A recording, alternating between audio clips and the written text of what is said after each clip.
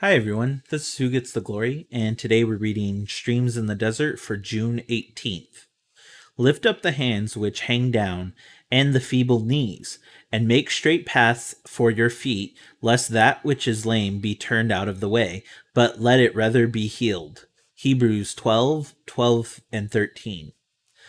This verse is God's word of encouragement to us to lift the hands of faith and to fortify the knees of prayer. All too often, our faith becomes tired, weak, and listless, and our prayers lose their power and effectiveness.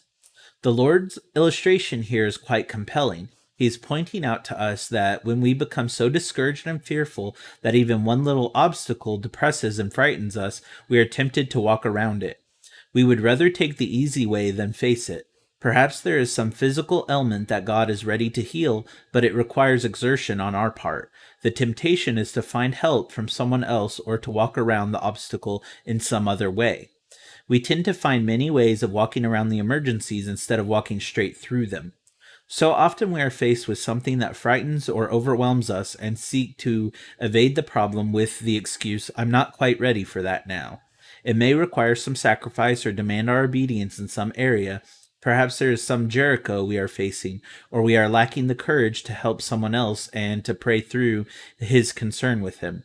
Perhaps we have a prayer that awaits completion or a physical problem that is partially healed and we continue to walk around it.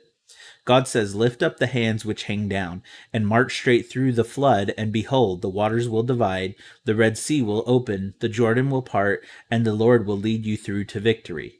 Do not allow your feet to be turned out of the way, but let your body be healed, and your faith strengthened. Go straight ahead, leaving no Jericho unconquered behind you, and no place where Satan can boast of having overwhelmed you.